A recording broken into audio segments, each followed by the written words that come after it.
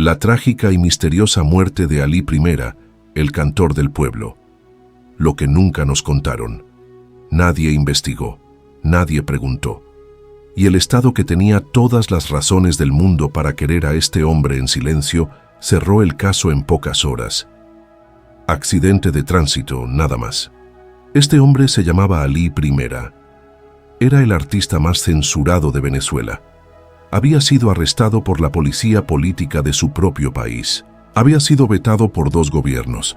Había pasado décadas enteras siendo vigilado, perseguido y silenciado por cualquier medio que el sistema encontrara. Y murió de forma abrupta, en la madrugada de febrero de 1985, en una autopista de Caracas, sin que nadie con poder para preguntar hubiera hecho una sola pregunta.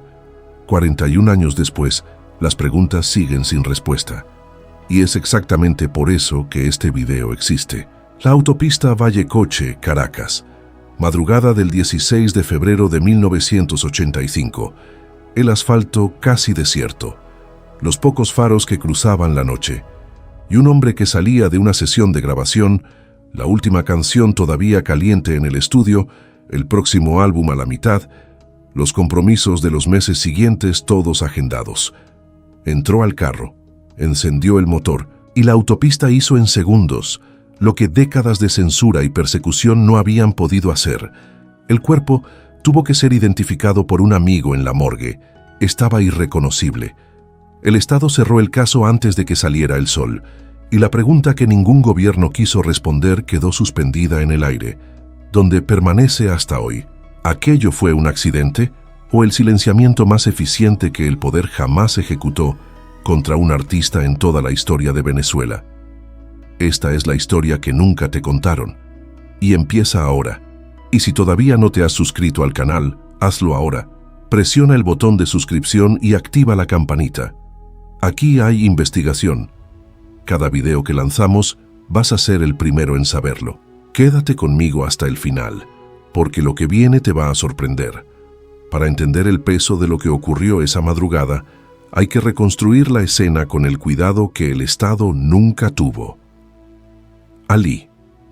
Primera había pasado la noche en el estudio grabando una canción llamada El lago, el puerto y su gente. Un trabajo de amor dedicado al pueblo del Zulia, una pieza más del álbum que estaba armando con la urgencia de quien sabe que tiene mucho que decir y no sabe cuánto tiempo tiene para decirlo. Cuando terminó la sesión, se despidió de los músicos, salió por el pasillo y entró a su vehículo. La colisión ocurrió en la autopista Vallecoche. Otro carro que venía a alta velocidad lo golpeó con una violencia que no dejó oportunidad. El impacto fue tan brutal que el cuerpo de Alí quedó atrapado entre los hierros retorcidos, y quienes llegaron primero al lugar no pudieron identificarlo de inmediato. Fue Charles Arapé quien recibió la llamada. Productor radial, amigo de toda la vida, coterráneo de la Sierra de Coro. Fue hasta la morgue del Bello Monte e hizo lo que nadie quiere hacer por nadie. Reconoció el cuerpo. Aún en esa madrugada, llamó a la locutora Lil Rodríguez, que estaba al aire conduciendo su programa nocturno. La noticia estalló por la radio antes de que cualquier periódico pudiera procesarla. En cuestión de horas, toda Venezuela lo sabía. La respuesta oficial fue rápida, demasiado rápida: accidente de tránsito, muerte por politraumatismos. Ninguna irregularidad identificada. Caso cerrado. No se solicitó ninguna pericia independiente. No se abrió ninguna investigación más profunda. Para el Estado venezolano de 1985, la muerte de Alí I fue una tragedia vial, y nada más. Pero aquí está la primera grieta en esa versión. El hombre que murió en esa autopista no era un ciudadano cualquiera. Era un artista que había sido arrestado por la policía política de su propio país. Era una voz que 2 gobiernos distintos habían intentado silenciar. Era un activista con décadas de enemigos poderosos documentados, y para la muerte de ese hombre, el Estado no consideró necesario hacer una sola pregunta adicional. Cuando un gobierno cierra un caso con esa velocidad, sin pericia, sin investigación, sin una sola pregunta más, la ausencia de investigación es, por sí sola, una declaración. Pero para entender el peso de esa declaración, hay que entender primero quién era este hombre. Y más que eso, ¿qué estaba haciendo en los meses antes de morir? Porque lo que vas a escuchar ahora es el detalle que casi nadie conoce y que lo cambia todo. Existe un detalle sobre los últimos meses de vida de Alí I que el gran público raramente conoce y que, cuando se conoce, transforma completamente la manera de mirar esa madrugada de febrero. A finales de 1984, pocos meses antes de morir, Alí había grabado de forma casera un casete con maquetas. No era un álbum terminado, eran borradores, esqueletos de canciones, ideas capturadas antes de que llegara la forma final. Pero quienes escucharon ese material en la época describieron a un artista en el punto más maduro y más radical de su trayectoria. Las letras eran más afiladas, la conciencia política más explícita, la disposición para enfrentar al poder más clara que en cualquier otro momento de su carrera. Ese álbum nunca se lanzó. Las maquetas desaparecieron con él. El proyecto murió en la misma madrugada en que Alí murió.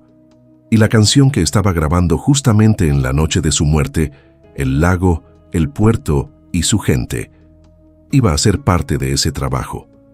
La cinta todavía estaba en el estudio cuando el cuerpo fue llevado a la morgue. El disco más combativo que Alí I jamás habría producido quedó para siempre a la mitad. Pero no era solo el álbum.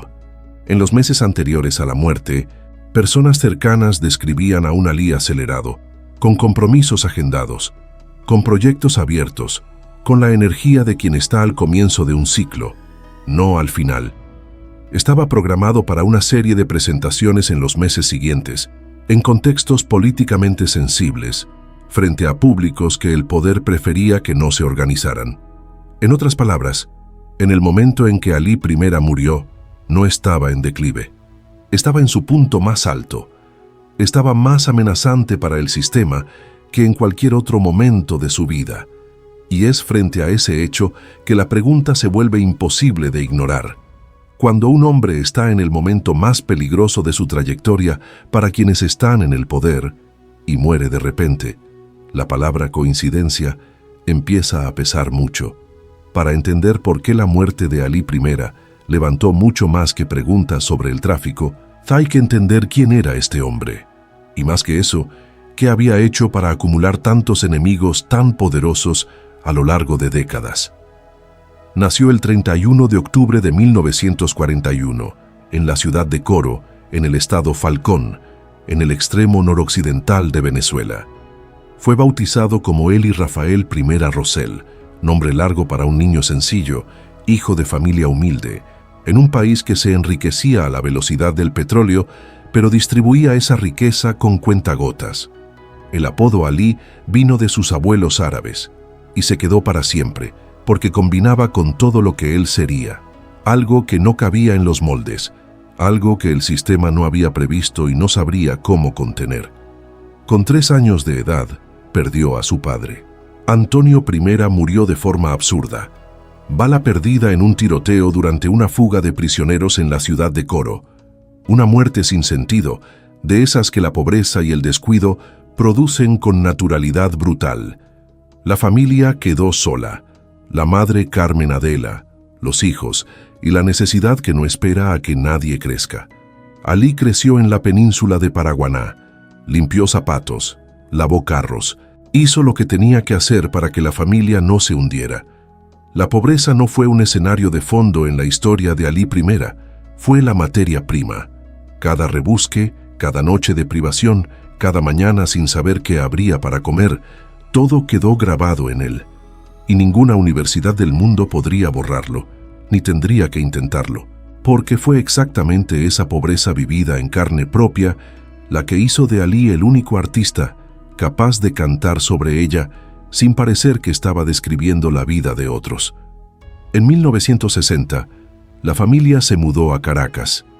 4 años después, Alí entró a la Universidad Central de Venezuela a estudiar química, pero la UCV de ese periodo era mucho más que una facultad. Era el centro nervioso de las ideas que el país intentaba suprimir. Era donde la política, la cultura y la resistencia se encontraban en los pasillos y en los bares, a cualquier hora.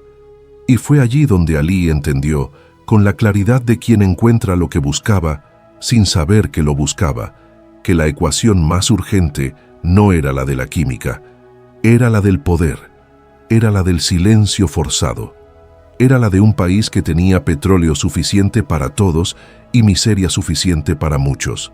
Empezó a componer, y junto con las primeras canciones, empezó a acumular enemigos, no por casualidad, no por imprudencia, sino porque estaba diciendo en voz alta lo que el poder necesitaba que se quedara en silencio. Y el poder, cuando se siente amenazado, no tarda en actuar. La primera vez que el Estado fue directamente por Alí I ocurrió en una madrugada de 1967, y lo que pasó esa noche revela hasta dónde estaban dispuestos a llegar sus enemigos. En 1967, la policía irrumpió en la Universidad Central de Venezuela. No fue un malentendido, no fue un exceso aislado, fue una operación de la DIGEPOL, la Policía Política del Régimen, el brazo del Estado creado específicamente para vigilar, intimidar y arrestar a quienes pensaban de forma inconveniente para el poder. Alí estaba allí y fue a parar a los sótanos del aparato de seguridad de su propio país. Es dentro de esa celda donde ocurre una de las escenas más reveladoras de toda esta historia. Alí mira por la ventana y ve a un niño corriendo en la calle de afuera, libre, sin saber que existe la prisión política, sin saber que existe la DIGEPOL, sin saber que existe un sistema entero construido para garantizar que algunos permanezcan presos mientras otros permanecen libres. Y en ese momento, dentro de la celda, escribe Humanidad. La represión que debía callarlo generó una de sus canciones más poderosas. El Estado intentó silenciar y creó un himno, pero la DIGEPOL fue solo el comienzo documentado. Cuando el gobierno de Rafael Caldera llegó al poder, la estrategia cambió de forma. Ya no era el arresto abierto, era el veto silencioso, el tipo de censura que no deja papel firmado, que no produce decreto, que no puede ser impugnada ante un tribunal porque oficialmente no existe. Las radios y la televisión venezolana recibieron el mensaje. La música de Alí I no sonaría en los grandes circuitos nacionales. No había orden escrita. Había un entendimiento. Y todos entendieron. Alí respondió de la única forma que tenía sentido para alguien que no conocía la rendición. Creó su propio sello discográfico, El Cigarrón. Sin multinacional, sin patrocinio estatal, sin espacio en los grandes canales. Distribuía su música de mano en casetes que circulaban por fábricas y sindicatos, en conciertos hechos en patios de liceos y galpones de trabajadores. Una operación paralela, clandestina no por elección sino por necesidad, y que funcionaba con una eficiencia que las radios nunca pudieron matar. En Europa, donde vivió entre 1969 y 1973, estudiando tecnología del petróleo en Rumanía y grabando su primer disco en Alemania, Alí tuvo la oportunidad de construir una carrera cómoda, lejos de la presión política venezolana. Prefirió lavar platos antes que firmar contratos que pusieran condiciones a lo que cantaba. Volvió a Venezuela sin diploma. Se negó a trabajar para las petroleras, que eran el camino natural de cualquier químico graduado. Su elección fue definitiva y sin marcha atrás. Y entonces llegó el detalle que prácticamente nadie menciona cuando habla de Alí I. Llegó a postularse como diputado al Congreso Nacional, no por ambición política convencional, no por vanidad de cargo, sino en sus propias palabras, porque un representante del pueblo no puede quedarse bostezando en el recinto, y él iría a plantear los problemas y a luchar por leyes que beneficien al país, no a los partidos. Un artista con micrófono y con el pueblo de su lado es peligroso. Un artista con micrófono, con el pueblo de su lado y con mandato parlamentario es una amenaza de otra categoría. Y Alí estaba dispuesto a hacer exactamente eso. El retrato que emerge es el siguiente: un hombre arrestado por la policía política, vetado por 2 gobiernos, fundador de un sello clandestino, candidato a diputado, con una voz que llegaba donde ningún periódico llegaba. Este hombre no solo tenía enemigos con poder, con recursos y con razones concretas para querer que se detuviera. Y la pregunta que ese retrato plantea, la pregunta que el Estado nunca quiso hacer, es simple. Cuando alguien así muere sin investigación, ¿quién se beneficia del silencio? Alí I detestaba la etiqueta de cantor de protesta. Cuando alguien usaba esa expresión, él corregía sin dudar. Lo que hacía no era protesta, era canción necesaria. La diferencia para él era total. La canción de protesta reacciona a lo que existe. La canción necesaria existe porque el pueblo la necesita para entender lo que está viviendo, para nombrar lo que siente, para darse cuenta de que no está solo en lo que sufre. Imagina esto. Eres locutor de radio en la Venezuela de los años 70. Tienes la cinta de Alí I en la mano. Sabes que esa música va a hacer explotar tu programa de audiencia, porque cada vez que alguien la pone, los oyentes llaman, piden que la repitan, mandan mensajes. Pero también sabes lo que pasa si la pones al aire.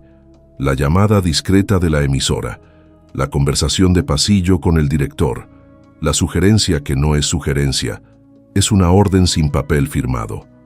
Pones la cinta de vuelta en el cajón y pones otra cosa. Eso pasaba cada semana en cada gran radio del país. No había decreto, no había ley, había un entendimiento. Y todos entendían. Casas de cartón era la más temida. Una canción sobre la lluvia en los techos de zinc de los ranchos, sobre la pobreza que el boom petrolero no tocaba, sobre la gente que vivía en las laderas de los cerros mientras Venezuela exportaba riqueza al mundo entero. No sonaba en las grandes radios, pero sonaba en cada casa donde había una radio de pilas, una antena de alambre y una familia que se reconocía palabra por palabra en esas letras. No basta rezar. La patria es el hombre, comandante amigo, dedicada al Che Guevara, con toda la carga política que eso llevaba. Los que mueren por la vida, que sería, sin él saberlo, su propio epitafio. Cada canción era una declaración. Cada álbum era un expediente sobre lo que el poder prefería que nunca se dijera en voz alta.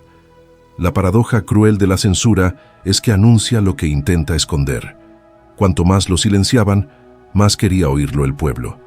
Sus canciones circulaban en casetes copiados a mano, en conciertos, en fábricas, en reuniones sindicales, en las caravanas de trabajadores. Era el único artista venezolano cuya audiencia crecía en proporción inversa a su presencia en los medios oficiales.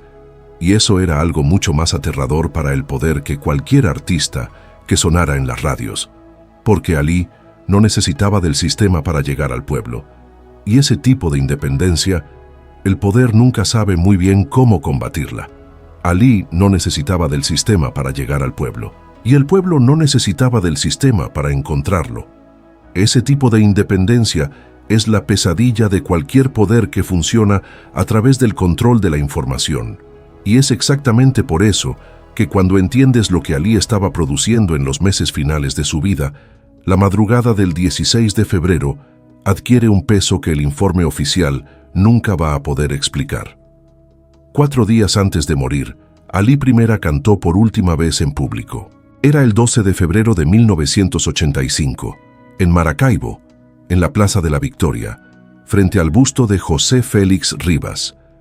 La ciudad del Zulia siempre fue uno de los pilares de su público, uno de los lugares donde sentía que era protegido con el cuidado que se tiene por alguien de la familia.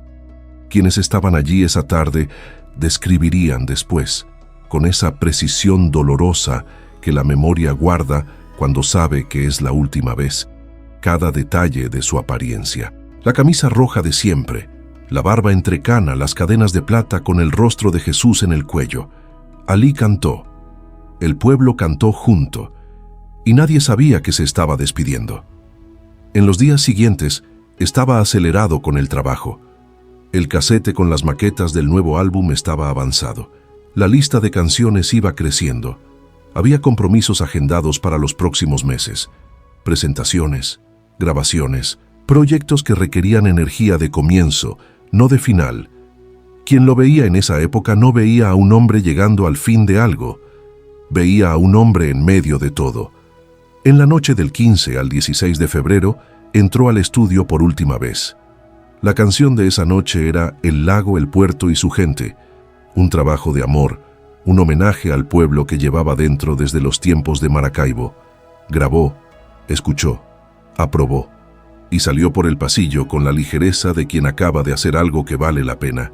Tenía 42 años, la misma edad que tenía su padre cuando murió. Bala perdida, ciudad de Coro, sin sentido, sin aviso, sin explicación que alcance. Dos hombres de la misma familia, la misma edad, la misma ruptura que no pide permiso y no encuentra consuelo. El tipo de coincidencia que el tiempo registra y la razón no puede archivar. La cinta quedó en el estudio.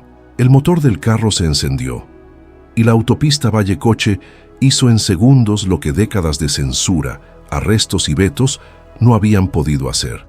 Hay que mirar ahora esa madrugada con los ojos de quien sabe todo lo que acabas de escuchar, porque solo con ese contexto, las preguntas que nadie hizo adquieren el peso que merecen. La Venezuela de 1985 era gobernada por Jaime Lucinchi, en un periodo de fuerte tensión social y de vigilancia activa sobre movimientos de izquierda, artistas comprometidos y figuras políticas consideradas inconvenientes. El aparato de inteligencia del Estado vigilaba, documentaba y, cuando era necesario, actuaba sobre personas como Alí. Eso no es especulación, es el funcionamiento estándar de los gobiernos de la época en toda América Latina, en un continente que todavía cargaba en los huesos las marcas de las dictaduras de los años 60 y 70. Frente a eso, las preguntas que ninguna investigación oficial se dignó a hacer se vuelven estridentes. ¿Quién estaba en el otro vehículo? ¿A qué velocidad venía realmente? Había testigos además de los primeros socorristas. ¿Se preservó la escena del accidente? ¿Se realizó alguna pericia independiente? Porque, para uno de los artistas más políticamente sensibles del país, un hombre con historial documentado de persecución estatal, el Estado consideró innecesario ir más allá de la versión más obvia y más conveniente. Y entonces está el dato que pocos toman en cuenta, pero que cualquier analista de la historia política latinoamericana reconoce con facilidad. Alí I no fue el único. En ese mismo periodo histórico, otros artistas y activistas comprometidos murieron en circunstancias igualmente nebulosas en Chile, Argentina, Brasil y Venezuela. El patrón de silenciamiento cultural a través de muertes convenientemente clasificadas como accidentes es parte documentada de la historia política del continente. No es teoría conspirativa, es historia con nombre y apellido en otros casos que fueron investigados y comprobados. La conclusión honesta hay que decirla con claridad. No existe prueba de atentado contra Alí I, eso es verdad, pero tampoco existe transparencia suficiente para cerrar la cuestión con la serenidad que el Estado demostró en 1985. En cualquier democracia funcional, la muerte de una figura políticamente perseguida, con enemigos documentados en el propio aparato del Estado, no se cierra sin investigación, no se cierra en horas, no se cierra sin preguntas. Y cuando se cierra así, sin nada de eso, el silencio del Estado ya es una declaración. El silencio del Estado frente a la muerte de Alí I no prueba nada, pero revela lo suficiente para que la duda sea legítima. Y es con esa duda viva que el cortejo de Alí partió de Caracas hacia Falcón, en una despedida que el pueblo construyó solo, con sus manos y con claveles rojos, en una escena que terminó con una coincidencia que nadie había planeado y que nadie ha podido explicar. A las 9:30 de la mañana de ese sábado, el cuerpo de Alí I ya estaba en la plaza cubierta del rectorado de la Universidad Central de Venezuela. De allí fue llevado al aula magna, el mismo escenario donde él había cantado tantas veces, para el mismo pueblo que ahora llegaba en silencio a despedirse. Había algo completamente correcto y completamente insoportable en esa escena. El lugar donde la voz de Alí había resonado con más fuerza se convertía en el lugar donde esa voz sería velada. Como si el espacio supiera que era allí donde tenía que ocurrir la despedida. En la madrugada del domingo, el cortejo partió hacia Falcón, Eran cientos de kilómetros entre Caracas y Punto Fijo, y en cada ciudad por el camino, en cada entrada de carretera, en cada plaza de pueblo, había gente esperando. Multitudes que ningún gobierno había convocado, que ningún decreto había organizado, que simplemente fueron porque sentían que tenían que estar. Cientos de claveles rojos salidos de las manos del pueblo, lanzados sobre el carro que llevaba a Alí, con la delicadeza de quien no quiere que el momento termine. Las radios que habían vetado sus canciones en vida ahora no podían ignorar lo que el pueblo estaba haciendo en las carreteras. Y entonces el cortejo llegó a Coro, y fue en el Ateneo de la ciudad, frente a la Plaza Bolívar, donde ocurrió el último homenaje público. Una multitud tomó el espacio para cantar las canciones de Alí, para llorar, para decir todo lo que las palabras no alcanzan cuando la pérdida es demasiado grande. Y fue en ese momento que alguien recordó, o quizás la memoria de la ciudad lo había guardado todo ese tiempo, esperando el momento exacto para emerger. Ese Ateneo, en esa misma construcción, había funcionado décadas antes el cuartel de policía de Coro. Y fue exactamente allí, en esa misma dirección, donde el padre de Alí había sido asesinado 41 años antes. Bala perdida, tiroteo de prisioneros, una muerte sin sentido que hizo que un niño de 3 años creciera sin padre. Padre e hijo, misma ciudad, mismo lugar, 41 años de distancia. 2 hombres de la familia primera, despedidos en la misma dirección, separados por décadas y reunidos por la misma tragedia absurda que no encuentra explicación racional. Hay quienes dicen que algunas historias completan círculos que la razón humana simplemente no alcanza.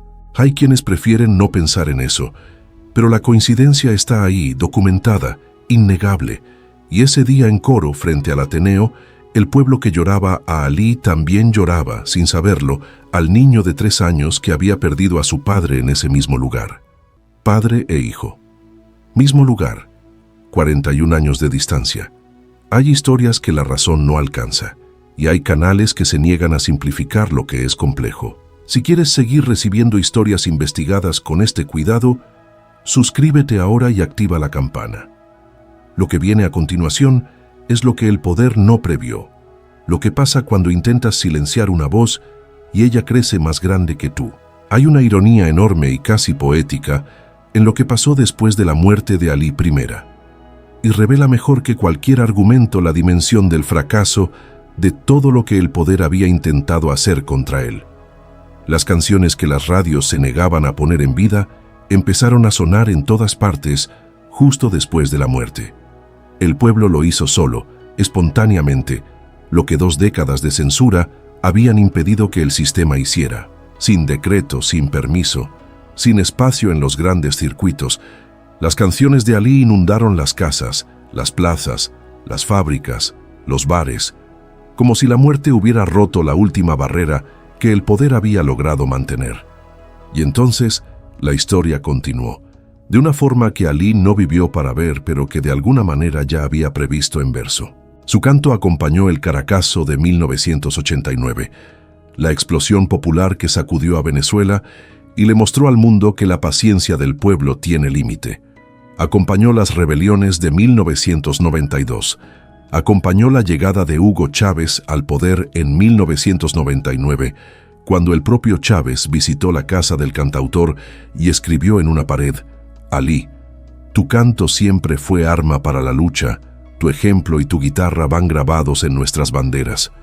Una banda sonora de transformaciones que Alí había compuesto sin saber para qué momento de la historia estaba componiendo. En 2005, el gobierno venezolano declaró su música Patrimonio Nacional, un reconocimiento tardío, pero real. Llegó con una ironía que Alí habría comentado con la franqueza que lo caracterizaba. Los derechos de las obras fueron a parar a manos de una empresa privada. El hombre que cantó toda su vida contra la concentración de la riqueza, que fundó su propio sello para escapar del capitalismo de la industria discográfica, tuvo su legado gestionado exactamente por el tipo de estructura contra la que había luchado. La historia tiene esa clase de crueldad. Sus hijos, Sandino, Servando, Florentino y los demás, siguieron cargando el nombre y la memoria. Y cada 16 de febrero, sin falta, Venezuela realiza la Marcha de los Claveles Rojos. Artistas, trabajadores, estudiantes, movimientos sociales, una caminata que ya tiene 41 años y que ningún gobierno ha podido extinguir. Porque el pueblo que aprendió a cantar con Alí no olvidó lo que aprendió. La voz que el sistema intentó silenciar con censura, con arresto, con veto y, quién sabe, con una autopista en una madrugada de febrero, es hoy patrimonio nacional. Es la banda sonora de revoluciones que él no vivió para ver. Es el nombre que Venezuela canta cuando quiere decir que no olvidó. El poder calculó mal, silenció al hombre e inmortalizó la voz. 41 años han pasado. La autopista Vallecoche sigue ahí, como toda autopista que sobrevive a la historia de las personas que la cruzan. El estudio donde el lago, el puerto y su gente fue grabada por última vez probablemente ya no existe de la misma forma. La cinta de esa noche, si llegó a sobrevivir, guarda la última voz de Alí Primera en el trabajo, haciendo lo que más le gustaba hacer, sin saber que era la última vez. Ninguna investigación fue reabierta. Ninguna pregunta fue respondida por el Estado venezolano. Ningún archivo de inteligencia sobre la vigilancia de Alí Primera fue abierto al público. El caso sigue oficialmente cerrado. Accidente de tránsito, nada más. Quizás nunca sepamos con certeza lo que ocurrió esa madrugada. Quizás la verdad esté guardada en algún archivo que nadie tiene interés en abrir. Quizás sea realmente un accidente. La tragedia absurda y aleatoria que mata a personas importantes con la misma indiferencia con que mata a cualquiera. El accidente existe. El tráfico existe. La madrugada y la autopista y el impacto. Todo eso existió. Pero lo que también existe, y no puede ser borrado, es esto. Un hombre que fue arrestado por la policía política de su propio país, censurado por 2 gobiernos, vigilado durante décadas, estaba en el punto más alto de su vida creativa y política cuando murió de forma abrupta, y el Estado que lo persiguió consideró innecesario hacer una sola pregunta más sobre cómo murió. Ese hecho no prueba nada, pero revela lo suficiente para que la duda sea legítima, para que la pregunta permanezca abierta, para que 41 años después el pueblo todavía marche cada 16 de febrero con claveles rojos en las manos, no solo por amor, sino por memoria, no solo por nostalgia, sino por negarse a aceptar que algunas historias terminan sin respuesta. Alí Primera dijo una vez, en verso, lo que sería su propia profecía. Los que mueren por la vida no pueden llamarse muertos. Tenía razón. La voz que el sistema intentó silenciar es hoy patrimonio nacional. Es la banda sonora de revoluciones. Es el nombre que Venezuela canta cuando quiere decir que no olvidó. Alí Primera no fue silenciado. Fue amplificado.